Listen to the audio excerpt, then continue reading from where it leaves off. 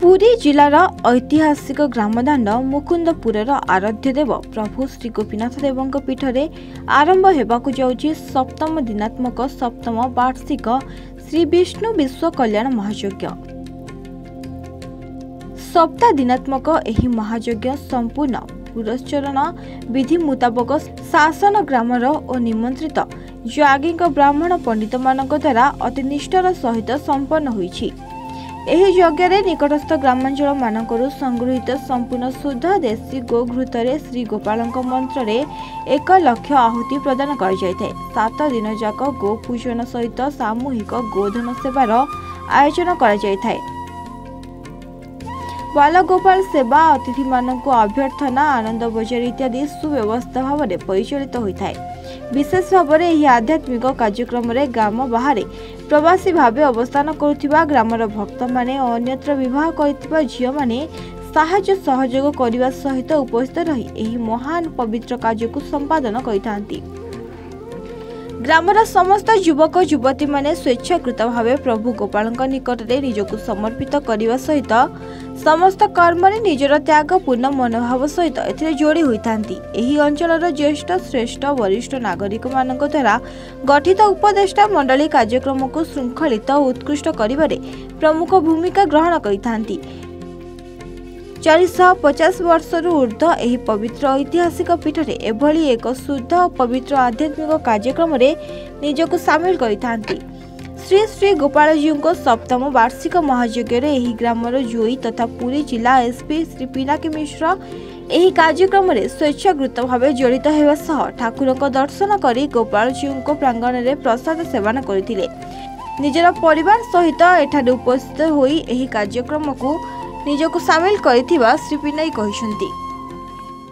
आज press meet रे मुख्य श्री जयगोपाल देवंकर जो कार्यक्रम आज यज्ञ कार्यक्रम आरंभ करा जायछि तार आज अधिवेश बा जहाँ को आम पंडित मान भाषा अंकुर रोपण बोली कह जाए।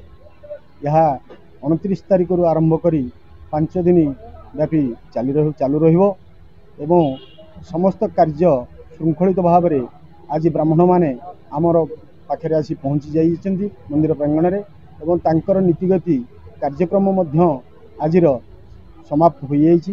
काली आमर 7टारे समस्त भक्त मान को जणिया दिखाई जे 7टारे आमर जलयात्रा ये गोपीनाथ मंदिर ठारू आरंभ करी आमे आमर थिबा पाखेर निकट रे पुष्परणी यथा बड़ पोखरी सेठारू आमे कलश पानी आनी यज्ञर जो मंडप भितर स्थापन ब्राह्मण मान करी यार यज्ञ कार्यक्रम काली ठारू प्रस्तुत करा जिवो एवं यह पंचम 5 तारिख दिन 29 तारिख रु 5 तारिख दिन यार पूर्णाहुति दिया हवाई स्थिर करा पंडित मानकर दिन निर्घाट करा ये विश्व कल्याण महायज्ञ गोपाल आशीर्वाद तांको इच्छा ये समापन होउछंती एवं संपूर्ण पुरस्चरण विधान रे ये पुरी जिलार शासन मानक ब्राह्मण द्वारा ये कार्य संपादन होउची।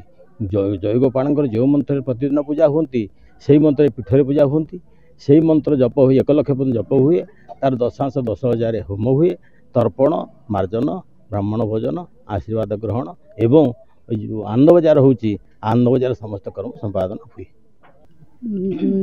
महायज्ञ आमर गोटे खाली मुकुंदपुर बोली नुह 25टा पंचायत ये यज्ञ बाहरी भी आमर जितक झील मैंने बाहर से भी इनभाइट कराई डका से भी बहु मात्रा सहयोग दौरान आउ यज्ञ है बेले भी आमर भी एत भाग्य जे आम प्रथम रू आज पर्यंत जिते वर्ष को थे यज्ञ आम से ये नियोजित ही रहू जो 7 दिन यज्ञ है आम घर द्वार भूली जाऊ एत भल लगे ये यज्ञटा एत खुशी लगे बहु मात्रा के लोक ए सहयोग भी करती। आम 7 दिनात्मक सप्तम श्री विष्णु विश्वकर्मा महायज्ञ महासमारोह दीर्घ 7 वर्ष हो आसुची। ये आम पाखापाखि 15-20 लोक मान भक्त मान प्रसाद व्यवस्था करूँ। ये पाखापाखि 30 जन ब्राह्मण पंडित ब्राह्मण मैंने नियोजित अच्छा। यही यज्ञ विशेषतः यह रही जे देशी गाई घृतर यह यज्ञ संपन्न होता है। ये संपूर्ण पुरोषण विधि होता है एवं एथिरे गाँव प्रत्येक व्यक्ति अवदान एवं सहयोग साहाय्य रही है। एथिरे आमे प्रत्येक साहिर प्रत्येक गाँव सबू झील मैंने जो बाहर बाहर जो सब बाहर अवस्था अच्छा देश विदेश में समस्त यज्ञ को अपेक्षा करते आसिक यही समय भर गाँव में पदार्पण करते आज आप देखिले आम गाँव ज्वाई पुरी एसपी महोदय आसते प्रशासन गले से भी सबुद आसवे कमिटमेंट कर सबू विशिष्ट व्यक्ति मैंने आम गाँव विभिन्न जगह अच्छा समस्ते आसपा कमिटमेंट कर। पिपिली प्रशांत महाराणा रिपोर्ट A1 ओडिशा।